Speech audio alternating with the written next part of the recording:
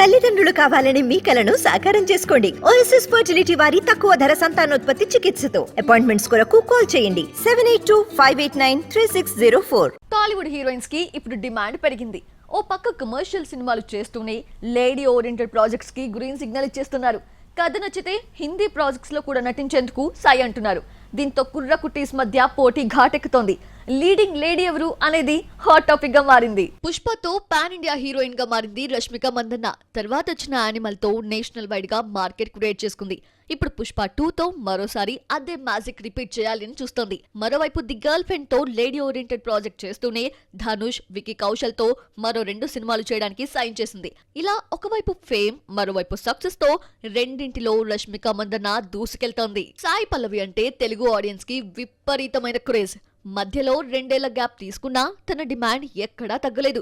Present నాగ చైతన్యతో Thandel movie చేస్తున్న అమ్మడు బాలీవుడ్ లో రామాయణంతో పాటుగా ఆమిర్ తనయుడు జునైద్ ఖాన్ హీరోగా చేస్తున్న సినిమాలో కూడా నటిస్తోంది.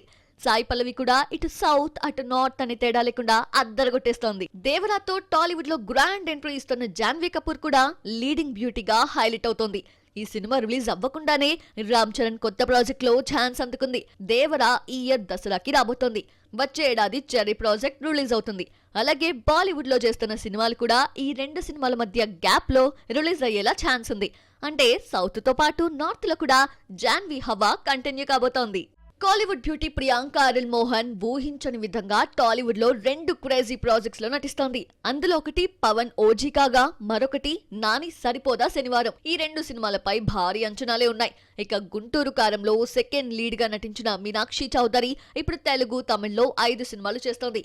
సీతారామం, హాయ్ నాన్నలతో సక్సెస్ అందుకున్న మృణాల్ నార్త్ ప్రాజెక్ట్స్ తో దూకుడు పెంచింది. మొత్తానికి టాలీవుడ్ లో లీడింగ్ లేడీ ఎవరన్నది చెప్పడం ఇప్పుడు కష్టంగా మారిపోయింది. ఒకరికొకరు పోటీ పడుతూ ఉండడంతో హీరోయిన్స్ మధ్య టఫ్ ఫైటే నడుస్తోంది.